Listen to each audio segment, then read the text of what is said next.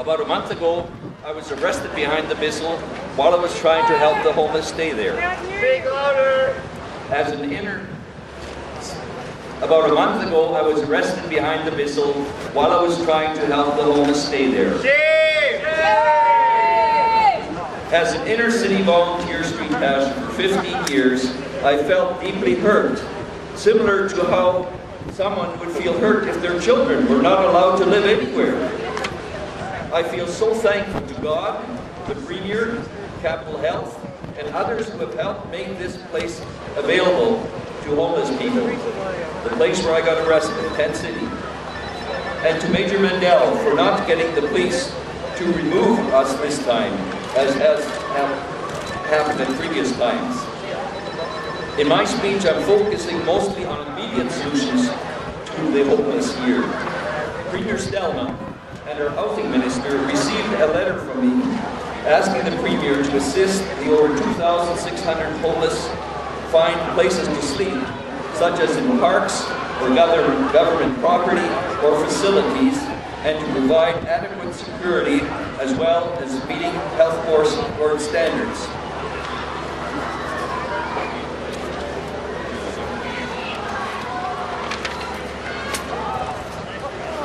I encouraged him to challenge churches, other organizations, and individuals to help the homeless and to promise to match those donations.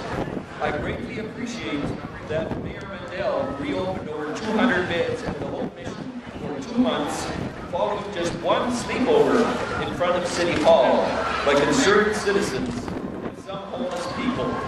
And I'm hoping the Premier will act similarly by next week at least. My challenge to all of you is what Jesus taught us the most important commandment: love God over everything and your neighbor as much as yourself. Our neighbor is the one we are aware of that has a need, who I can help. In my 47 years since God transformed my life, I have experienced that there is nothing more satisfying than doing what God wants, trusting in His power and guidance in every situation.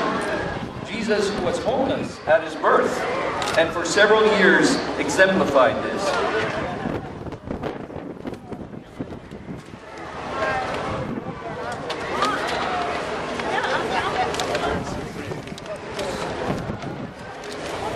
My recommendation of what each of us can do to alleviate the homeless problem is: 1, pray for the homeless and the people in government. Ask God to guide you and the government in how you can help. 3, pray about joining some of the homeless on blankets or in tents on government property. When asked to leave, remind the police that this land belongs to the citizens, not the police or government.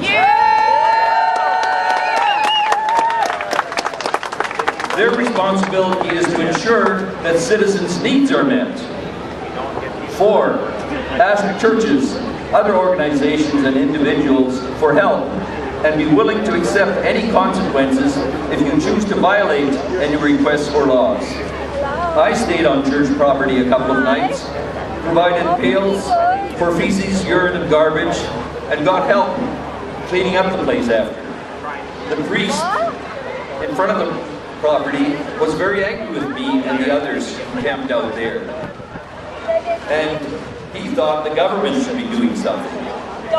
I believe it is each person's responsibility to help those around us in need, like Jesus did, and that He wants to use.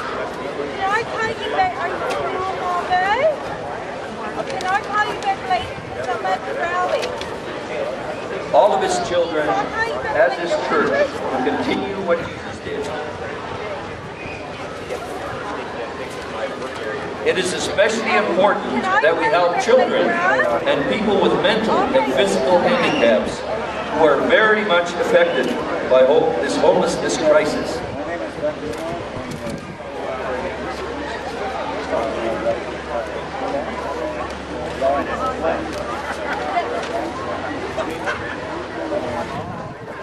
And lastly, here's an example that happened this last Sunday.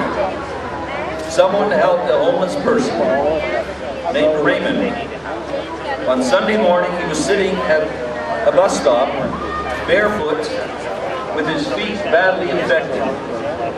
A Christian took this native person to the First Nations Alliance Church, where he got cleaned up and recommitted his life to God. He had mentioned that his family wanted nothing to do with him anymore as long as he had been drinking. The family worship center provided clothes and drove him to a medical clinic. Someone gave him shoes. When I last saw him at a funeral in the Bow Street Co-op, he was sober and doing well. I have met several people who camped out behind the Bissell who went to work every day but didn't earn enough to be able to pay the damage deposit and rent, even if they could find a place. Thank you very much.